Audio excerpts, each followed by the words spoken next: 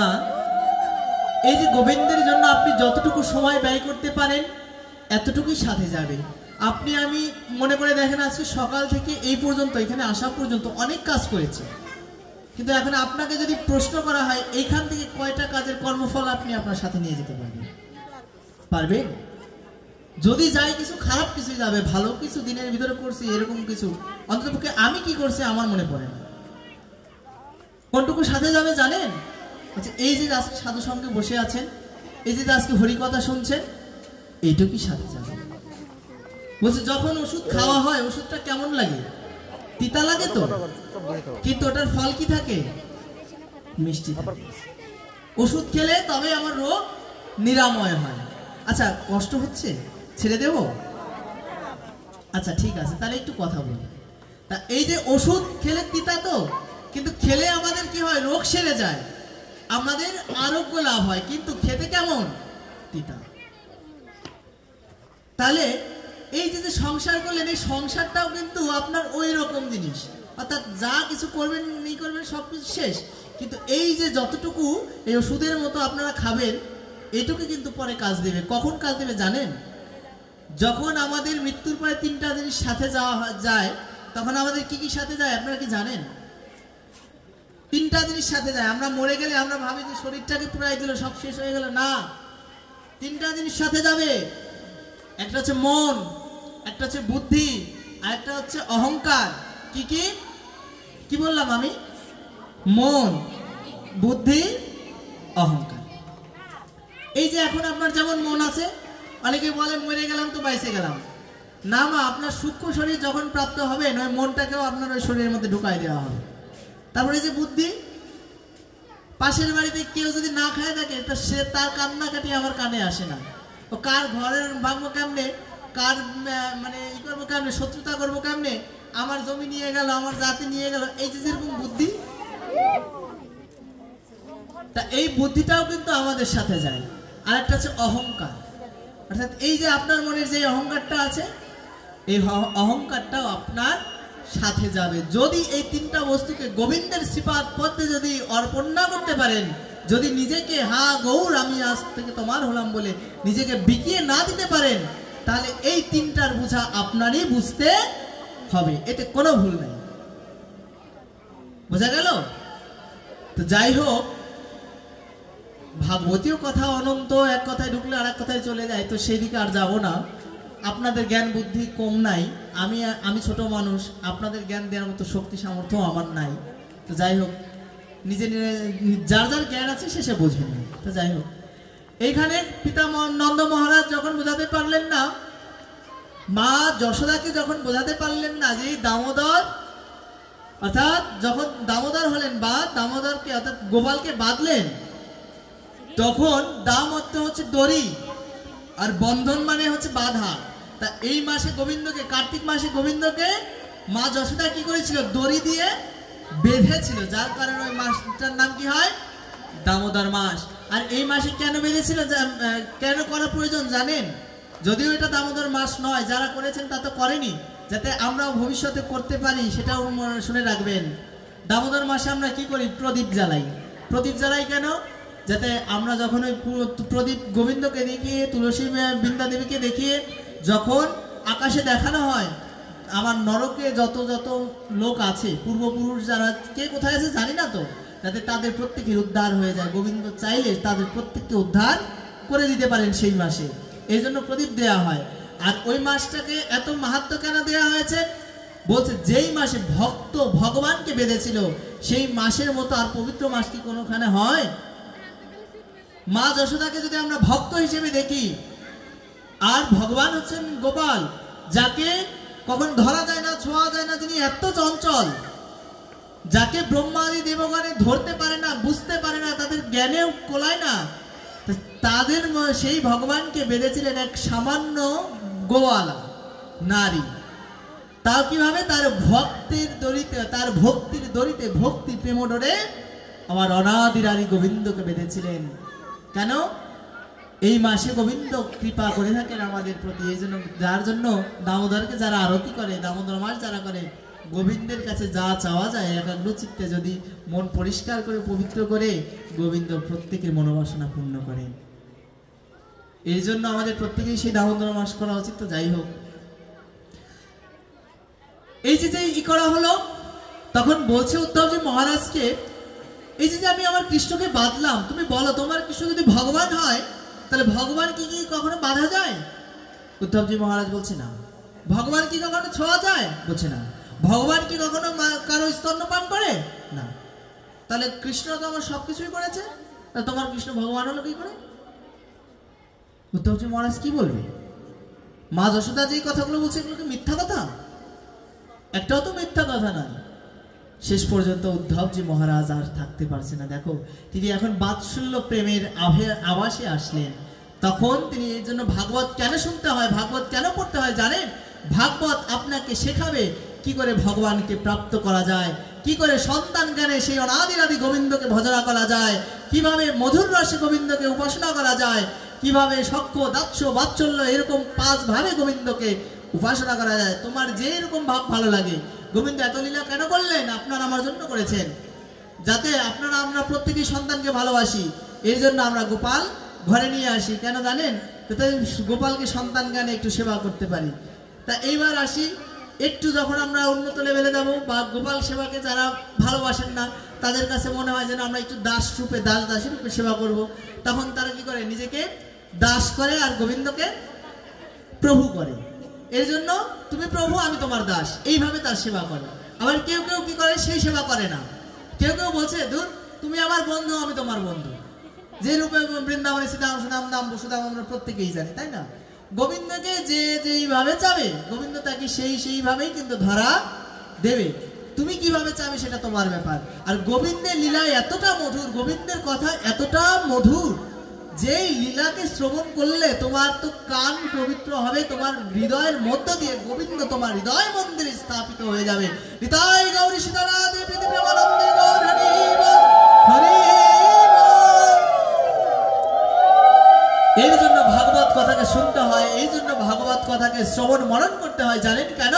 যাতে আপনার কর্ণের মধ্য দিয়ে গোবিন্দ আপনার হৃদয় মন্দিরে উপস্থিত হতে পারে, যেন যার করুণায় আপনার মধ্যে সেই ভালোবাসার সঞ্চার হয়, যাতে আপনার ভিতরে সখ্য দাস্য বাৎসল্য মধুর, আপনি যেইভাবে গোবিন্দকে ভালোবাসতে চান আপনি সেইভাবেই তাকে ভালোবাসতে পারবেন। এই ভালোবাসায় কোনো বিধি নিষেধ নাই।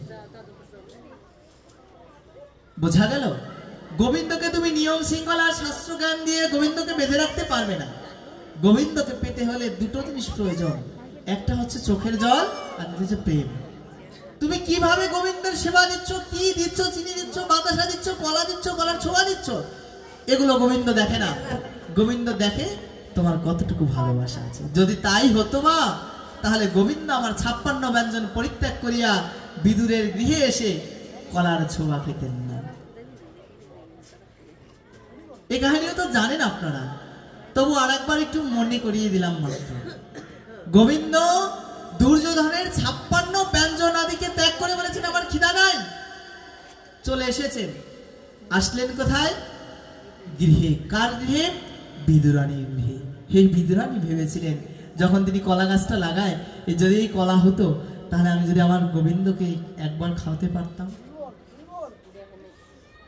গোবিন্দ তার মনোবাসনা পূর্ণ করার জন্য সেই 56 ব্যঞ্জনাদিকে পরিত্যাগ করিয়া বিদুরের গৃহে এসেছিলেন।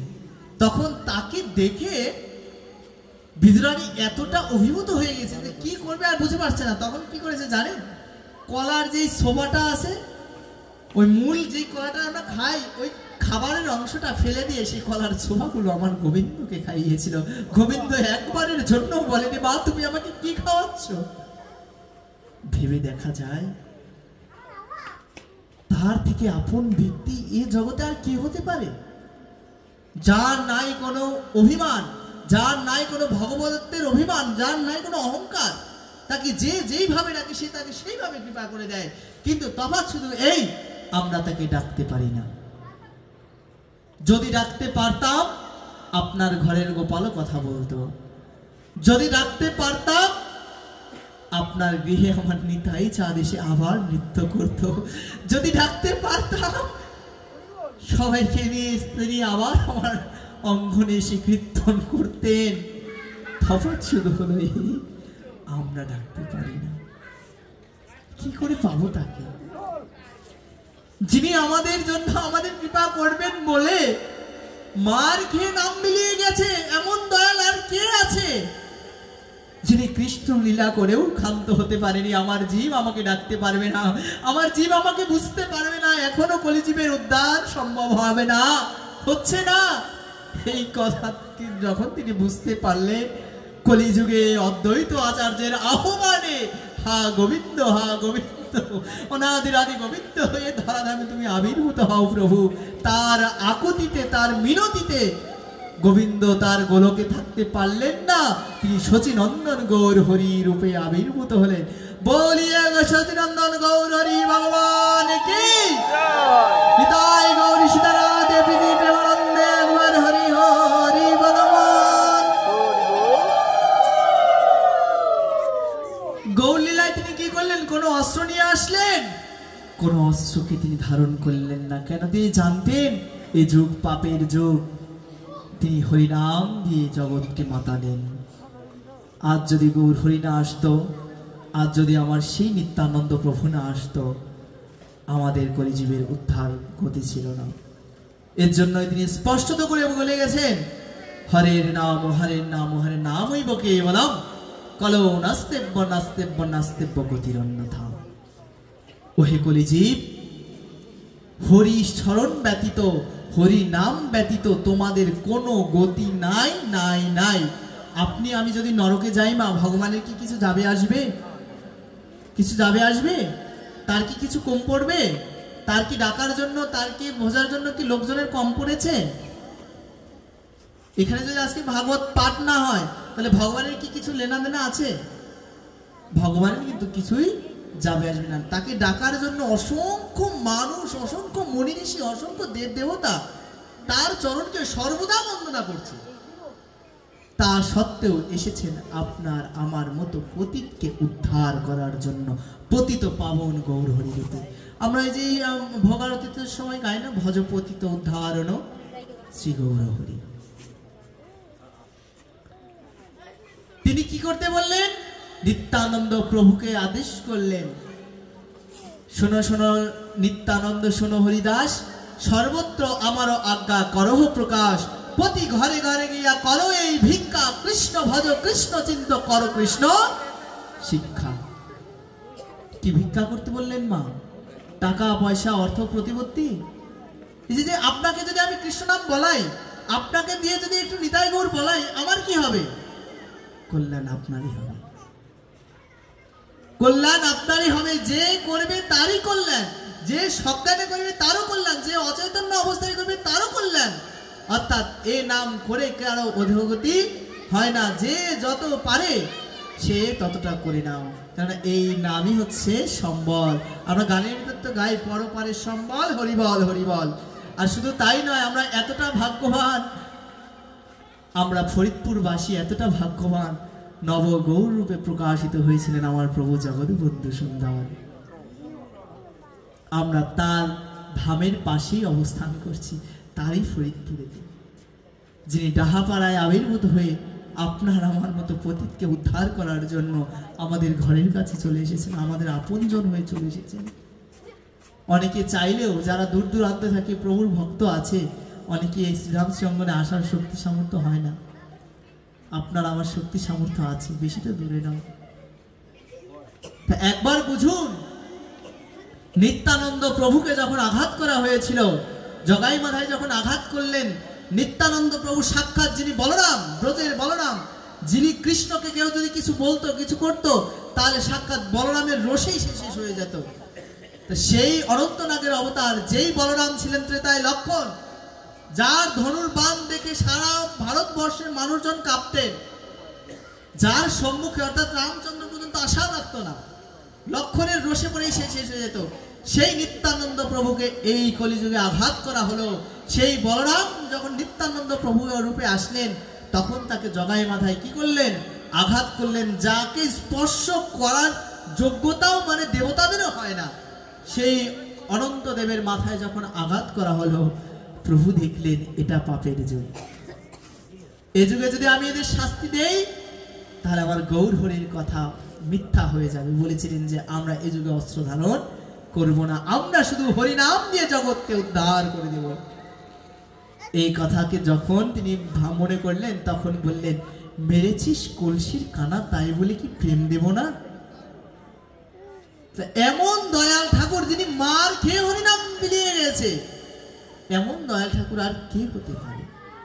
হতভাগ্য আমাদের, এই অবদানটাকে বুঝতে পারলাম না।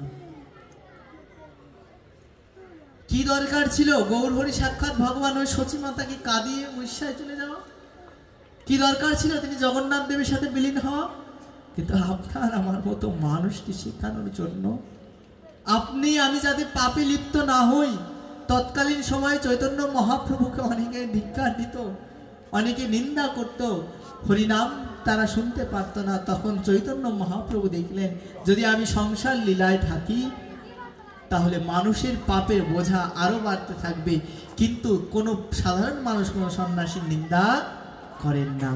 এই ভাব যখন তিনি বুঝতে পারলেন, তিনি ঠিক করলেন যে আমি সন্ন্যাস ধর্ম নেব। তা চিন্তা করে দেখেন, একটা মায়ের কাছ থেকে যদি একটা সন্তান চলে যায় মা, সেই মায়ের কি অবস্থা হয়? ঠিক তদ্রূপ তা সত্ত্বেও তিনি কেন করলেন? আমাদের উদ্ধারের জন্য, আমাদের শিক্ষার জন্য, যাতে আমাদের কল্যাণ হয়। কিন্তু সেই অবদানটাকেও আমরা বুঝতে পারছি না। আমরা এতটা জাতি হিসেবে নিকৃষ্ট হয়ে গেছি, একবার হরি বলবো তারও সময় হয় না। সাংসারিক কাজ, টিভি সিরিয়াল, নাটক, গান ইত্যাদি সমস্ত কিছু করি, আমাদের প্রত্যেকেরই সময় আছে। তাসের আসরে দেখেন, এখানে যত মানুষ বসা আছে, যদি এখানে কয়েকজন তাস খেলতে বসে দেখবেন এখানে ঘিরে ফেলবে।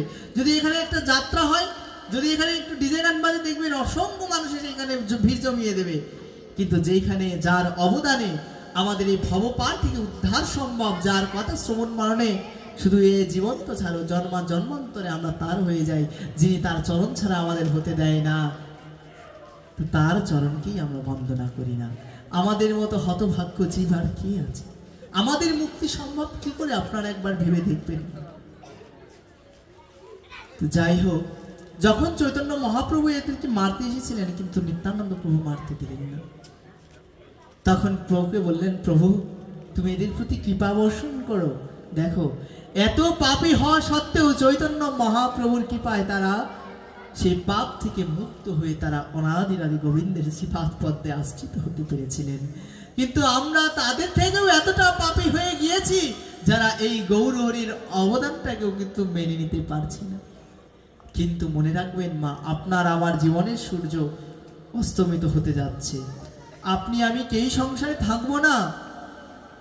আপনার জন্ম যখন হয়েছে, মৃত্যু তখন হবে। একবার বিবেচনা করে দেখবেন, কি নিয়ে এসেছিলাম, কেনই বা সংসারে আছে, আর কি বা নিয়ে চলে যাব? কেনই সংসারে আসলাম, কেনই বা চলে যাচ্ছি, আর কি আমি সাথে নিয়ে যাচ্ছি? কে আমার আপন ছিল? আমি তো আপন জিনিসটাকেই চিনতে পারলাম না, আমি তো আপন বস্তুকেই চিনতে পারলাম না। যার চরণে একবার আশ্রয় করলে, সে তার চরণ ছাড়া আমাদের কখনো কোনো জন্মে করেন না। জন্ম জন্মান্তর আপনার সঙ্গে থেকে তার শ্রীপাদ পদ্মে আপনি যতদিন না পৌঁছাবেন, গোবিন্দ আপনাকে সাহায্য করেই যাবে, এতে কোনো ভুল নাই। আর গোবিন্দ বললেন, সংসারের সমস্ত কিছু বিনষ্ট হয়ে যাবে, আমার ভক্তের কখনো বিনাশ হয় না। নিতাই গৌরী সীতারাধে প্রীতি প্রেমানন্দে গৌর হরি বল।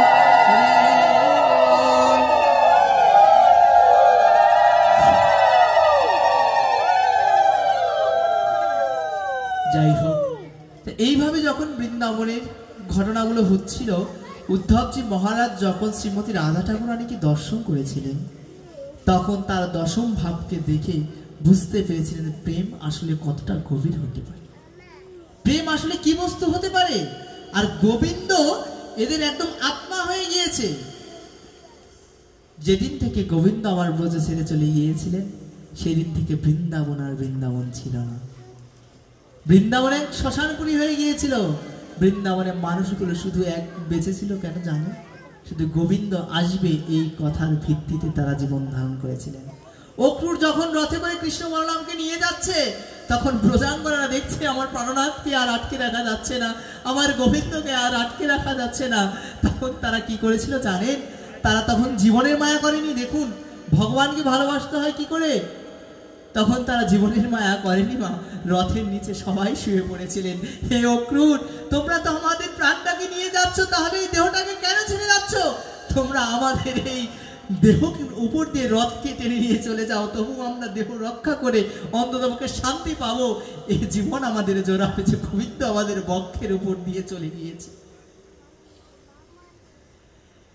এই ভাবনায় আমরা জীবনকে যদি ত্যাগ করি তাহলে আমরা মৃত্যুর পরেও শান্তি পাবো। কিন্তু গোবিন্দ দেখলেন এদের বোঝানো সম্ভব হচ্ছে না, আর এরা যদি না মানে আমার পরবর্তী লীলা হবে না। তখন গোবিন্দ নিজে কষ্ট সহ্য করেও তখন বলেছিলেন, হে প্রজাঙ্গনা, তোমরা চিন্তা করো না, আমি আজ যাচ্ছি, আবার ফিরে আসবো। কিন্তু গোবিন্দ তারপরে আর বৃন্দাবনে ফিরে আসেনি। তো চিন্তা করে দেখেন, কারো মানুষের কাছ থেকে যদি কারো প্রাণনাথ চলে যায়, আপনার ভিতর যদি আপনার প্রাণটাকে যদি বের করে দেয়া হয় মা, মনে রাখবেন আপনি যখন জলে পড়েন তখন মনটা কেমন করে? তখন কি কোনো কিছুর চিন্তা থাকে? তখন চিন্তা থাকে না, মনে হয় কিভাবে এই জল থেকে বের হব। ঠিক তদ্রূপ প্রত্যেকটা ব্রজাঙ্গনার ভিতরে ভিতরে ছটপট ছটপট করতো, হা প্রাণনাথ, তুমি একবার ব্রজে এসে আমাদের দর্শন দাও, একবার বৃন্দাবনে এসে একবার দর্শন দাও। তোমাকে দর্শন করতে করতে যেই জীবন আয়ুটুকু আছে, যেই জীবনের সূর্যটুকু আছে, সেইটুকু অস্তমিত করি। শ্রীমতী রাধারানী সবসময় বলতেন, হে গোবিন্দ, তোমার বিরহে যে একটু অশ্রুপাত করো, তুমি সেই উপায়ও আমাকে করে দিয়ে যাওনি। কেননা গোবিন্দ বলেছিলেন শ্রীমতী রাধা ঠাকুরানীকে, তোমার যদি রাধে এক ফোঁট চোখের জলও মাটিতে পড়ে, তুমি মনে রাখবে আমি গোবিন্দ তোমার ওই মথুরায় স্থির থাকতে পারবো না। এর জন্য দেখো ভক্ত আর ভগবান কেমন। ভক্ত যদি ভগবানের জন্য কন্দন করে, ভগবানও সেখানে স্থির থাকতে পারে না, ভগবানও সেখানে চোখের জলে হয়ে যায়। নিতাই গৌরী সীতারাধে পৃথিবী প্রেমানন্দে।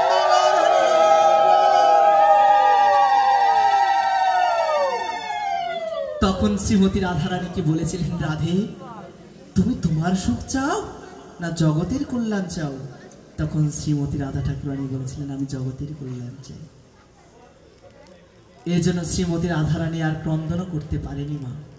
দেখবেন আমরা যদি একটু কান্নাকাটি করি তাহলে একটু মন থেকে হালকা হওয়া যায়, কিন্তু কারো শোকে যদি কেউ একদম কান্নাকাটি না করে, মনে রাখবেন শোকে পাথর হয়ে গেছে। শ্রীমতী রাধা ঠাকুরানী এইভাবে জীবনের অন্তিম দিন পর্যন্ত ছিলেন, দশম ভাবে ভাবিত হয়ে সারাক্ষণ গোবিন্দ কথা চিন্তা করতে, গোবিন্দকে দেখতে দেখতে মনে হতো এই গোবিন্দ দাঁড়িয়ে আছে। উন্মাদিনী হয়ে জীবন কাটিয়েছেন। একটি আরতি ছিল তার, যে হে গোবিন্দ, জীবনের অন্তিম দিন যেন তোমাকে দর্শন করতে করতে প্রভু আমার প্রাণটাকে রাখতে পারি। এই আরতি শুধু রাধারানীর নয়, রাধারানী আপনার আমার মতো সবাইকে বোঝালেন যেন এইভাবে যেই ব্যক্তি গোবিন্দ চিন্তা করতে করতে নিজের দেহকে ছেড়ে যেতে পারবে মা, মনে রাখবেন জগৎ সংসার তাকে পরিত্যাগ করলেও গোবিন্দ তাকে কখনো পরিত্যাগ করে যাবে না। মনে রাখবেন, যদি কোনো ভাগ্যবান ভগবত কথা চিন্তা করতে করতে, ভগবত কথা শ্রবণ করতে করতে, ভগবত প্রসাদ গ্রহণ করে যদি এ ধরাধাম থেকে বিদায় হয়ে যায়, মনে রাখবেন তার আর কখনো অধোগতি হয় না। তার সব সময় তার দায়ভার কে বহন করে? অনাদি আদি গোবিন্দ। তিনি আমাদের কাছে বেশি কিছু চান না মা। তিনি আমাদের কাছে লাখ লাখ টাকা, এত সুন্দর করে মন্দির করো, এত টাকা দিয়ে বিগ্রহ আনো, এত টাকা দিয়ে তার জামা কাপড় তৈরি করে দাও, গোবিন্দ এগুলো কিচ্ছু চায় না। শুধু একটু চায় তাকে যেন সবাই একটু ভালোবাসে, তিনি আর কিচ্ছু চায় না। এই ভালোবাসাটা দরকার। তো যাই হোক, মনে হচ্ছে অনেক কষ্ট হচ্ছে, ছেড়ে দেব। আচ্ছা, আপনারা যদি থাকতে পারেন আমার কোনো সমস্যা নেই, ঠিক আছে। যাই হোক, দেখেন, আচ্ছা, এই যে নিতাই গৌর আসলেন কেন বলছে, যার অবদানে দেখো গোবিন্দ কিন্তু নিজে ভগবান হয়ে কিন্তু স্বাদ তার মেটেনি। শ্রীমতী রাধারানীর ভাবকে অঙ্গীকার করে কেন আসলেন? বলছে প্রেম শেখাবেন বলে। তা প্রেম যদি শেখাতে হয়, একমাত্র প্রেমের মূরতি কে ছিল জানেন? আমার আহ্লাদিনী স্বরূপিণী শ্রীমতী রাধা ঠাকুরানী। তো গোবিন্দ যখন গৌর রূপে আসবেন, তখন শ্রীমতী রাধা ঠাকুরানী বলেছিলেন, তুমি যে যাচ্ছ, কেন যাচ্ছ? বলে যে কৃষ্ণ নামের কি মহিমা বা কৃষ্ণকে ভজনের কি মহিমা সেইটা জগৎবাসীকে বোঝানোর জন্য। তা বলে শোনো, আমার ভাবকে তুমি যদি না নিয়ে যেতে পারো, আমার ভাবকে তুমি যদি অঙ্গীকার না করে যেতে পারো, তাহলে তোমার ওই যাওয়া সার্থক হবে না। কেন জানো, তোমাকে ভালোবেসে তোমার নামে অশ্রুপাত করে তোমাকে ডেকে যে সুখ আমি অনুভব করতে পারি, সেই সুখ তুমি কৃষ্ণ হয়েও তোমার ভিতরে সেই বোঝার সামর্থ্য নাই। এর জন্য প্রেমের গুরুকে শ্রীমতী রাধা ঠাকুরানী। আমাদের আশ্রয়কে, আমাদের সাধন ভজনে আশ্রয়কে গুরুদেব, গুরুদেবের আশ্রয় নিতাই গৌর, তাদের আশ্রয় শ্রীমতী রাধা ঠাকুরানী। তাই তো রাধারানীর ভজন ব্যতীত, রাধারানীর পূজন ব্যতীত, রাধারানীর নাম ব্যতীত গোবিন্দকে যদি কেউ জানতে চায় তাহলে সে জানাটাও হয়ে যায় অর্ধেক। ঠিক আছে, রাধারানীকে অবজ্ঞা করিয়া কেউ গোবিন্দকে জানতে পারে না, পারলেও তার ভিতরে প্রেমের সঞ্চার হবে না, তিনি বেশি দিন গোবিন্দকে ধরে রাখতে পারেন। জ্ঞান থাকলে তার এক সময় অহংকার চলে আসবে। তা আর গোবিন্দ কাদের চরণে আজকে এই উদ্ধবকে পাঠিয়েছিলেন? বৃন্দাবনে পাঠিয়েছিলেন। প্রথমে নন্দ যশোদা থেকে তিনি বাৎসল্য প্রেমের আভাস পেলেন, তারপরে যখন ব্রদাঙ্গনাদের দেখলেন তার ভেতর থেকে তার ব্রদাঙ্গনাদের সাথে বার্তালাপ করে বুঝতে পারলেন কৃষ্ণ তাদের কতটা আপন ছিল। পরবর্তী যখন শ্রীমতী রাধা ঠাকুরানীর ভাবের সংস্পর্শে আসলেন তখন উদ্ধবের আর জ্ঞানের অহংকার ছিল না, তখন মনে হচ্ছিল যেন এদের ভাব দেখে যে কৃষ্ণ প্রেম এত হতে পারে, ভগবান কৃষ্ণের প্রতি ভালোবাসা এইরকম চরণে উঠতে পারে যা আমার শাস্ত্র জ্ঞান দিয়ে আমি পরিমাপ করতে পারিনি। তখন মনে হচ্ছিল যেন হে বসুমতী, যেরকম মা সীতা পাতালে প্রবেশ করেছিল, তুমি যদি আজ দুই ভাগ হয়ে যেতে, আমি উদ্ধব আজকে আমার জ্ঞান ট্যান যা ছিল সমস্ত কিছু বিসর্জন দিয়ে তোমার ভূমিতে ঢুকে যেতাম, এই মুখ আমি আর কাউকে দর্শন করাতাম না। এতক্ষণ আমার জ্ঞান ছিল, এতক্ষণ আমি গোবিন্দকে ভালোবাসতে পারিনি। কিন্তু যখন শ্রীমতী রাধা ঠাকুরানীর কৃপা হয়েছিল তখন উদ্ধব যে মহারাজ বুঝতে পেরেছিলেন আসলে জ্ঞানের কি, প্রেমের কি মহিমা। এই জন্য ভাগবত কথায় আসলে কি হয় জানেন মা, এই প্রেম সম্বন্ধে যখন আলোচনা হয় তখন ভগবানকে ভালোবাসার জন্য লালসা তৈরি হয়। ভগবত কথা শ্রবণ করতে করতে, ভাগবত কথা শ্রবণ করতে করতে তার প্রতি আমাদের একটা সম্বন্ধ স্থাপন হয়। যদি তার সাথে যদি সম্বন্ধ না হয় মা, তাহলে তাকে আমরা কি করে বুঝবো, তাকে আমরা কি করে ডাকবো, তাকে কি করে ভালোবাসতে হয়, কি করে ডাকতে হয়, সে কি চায়। তা এই জিনিসগুলো আমরা কোথায় পাবো? বলছে ভাগবত থেকে। যেন ভাগবতকে কোনো সাধারণ বই পুস্তক বললে চলবে না, কলিযুগে প্রত্যক্ষ ভগবান হচ্ছেন শ্রীমদ ভাগবত। তো যাই হোক, যখন এই উদ্ধবজি মহারাজ বৃন্দাবন থেকে বৃন্দাবনে গিয়ে মথুরায় প্রবেশ করেছিলেন, এতদিন গোবিন্দ তাকে আলিঙ্গন করেনি। আজকে এই উদ্ধবকে দেখে গোবিন্দ আর স্থির থাকতে পারলেন না, মনে হচ্ছে সমস্ত বৃন্দাবন আজ উদ্ধবের মধ্য দিয়ে তার মথুরায় প্রবেশ করেছে।